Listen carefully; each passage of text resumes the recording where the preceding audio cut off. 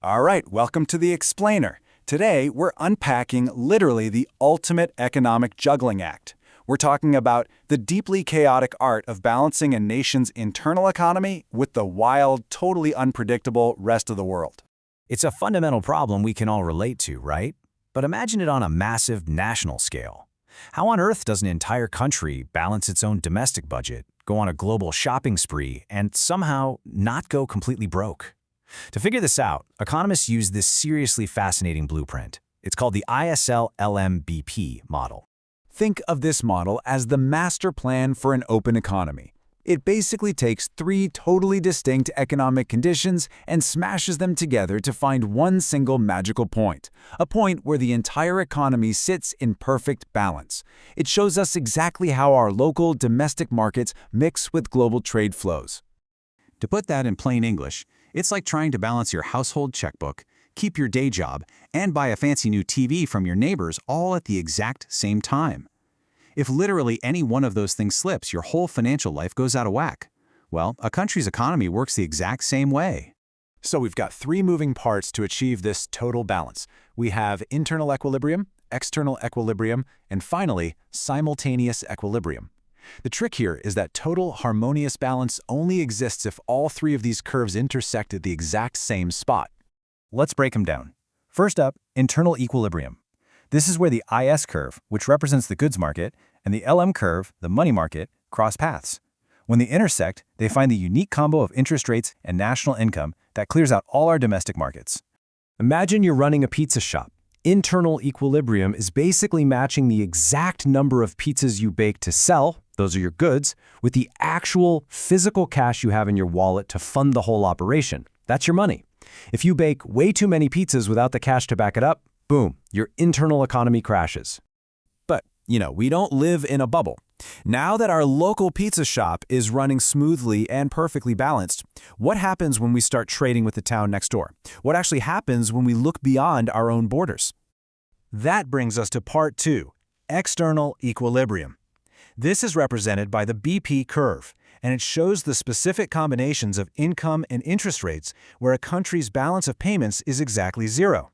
Basically, it's the absolute sweet spot where our international trade is flawlessly balanced. Think of it like making sure your household isn't blowing more cash at the neighbor's yard sale than you're bringing in from selling your own old junk. If you spend more than you earn, you run a deficit. In macro terms, that means our domestic pizza shop intersection has wandered off the BP curve and the whole nation is thrown into disequilibrium. So, what do we do when things go wrong? Specifically, how does a country fix a deficit if it uses a fixed exchange rate? If our three curves don't perfectly line up and the government has locked the currency's value in place, well, the country is forced into a very specific and, honestly, pretty painful adjustment process. Enter the fixed exchange rate adjustment. Because the central bank stubbornly refuses to let the currency's value naturally change to clear the market, it has to jump in manually. It intervenes by buying or selling foreign currency reserves, meaning the whole system relies on changing the domestic money supply to restore balance. Let's go back to the yard sale. If you owe your neighbors money, but you're not allowed to change the value of your IOUs, you have to literally smash open your own piggy bank to pay them off. You are directly shrinking your own domestic money supply. And yeah, that hurts. Here's the mechanical step-by-step. Step 1, the economy hits a balance of payments deficit. Step 2, the central bank sells foreign reserves to meet that excess demand. Step 3, your domestic money base physically shrinks. And Step 4, that shrinking pushes the LM curve to the left, which hikes up interest rates and lowers national income. Unless the bank actively prints more money to offset this, a tricky move called sterilization, this painful chain reaction keeps going until balance is restored. But the cost? A shrinking domestic economy. Ouch. Sounds rough, right? So, what if we just let the free market decide the value of our currency instead? Let's flip the script and look at the alternative. A flexible, or floating, exchange rate regime, where the central bank completely steps back and lets the market do the heavy lifting. This is the flexible exchange rate adjustment. Under this setup, the central bank doesn't intervene at all, zero. If we hit a deficit, our domestic currency simply depreciates. It naturally loses some of its value, and balance is restored through that shift. In yard sale terms, instead of emptying your piggy bank, your IOUs just become worth a little less. But wait, there is actually a huge silver lining here. Because your currency depreciated, your stuff is now incredibly cheap for foreigners.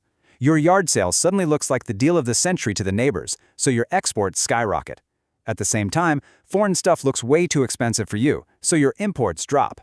This triggers a totally different market-driven chain reaction. Step 1, a deficit causes the currency to depreciate. Step 2, exports go up and imports go down. Step 3, because everybody is buying your cheaper goods, the overall demand jumps and the IS curve shifts to the right. And Step 4, the BP curve shifts downward. The curves naturally hunt down a brand new, stable intersection. And the best part? It completely insulates our domestic money supply from the global balance of payments. So let's look at the ultimate comparison here. The crucial takeaway is the underlying trade-off. Fixed rates demand that you actively sacrifice your domestic money supply, taking a direct hit to your national income just to fix a deficit. Flexible rates, on the other hand, let the currency's value take the punch so you can protect your actual money base. It really is this delicate, almost invisible dance of money, goods, and borders that keeps the whole global economy from just spinning completely out of control.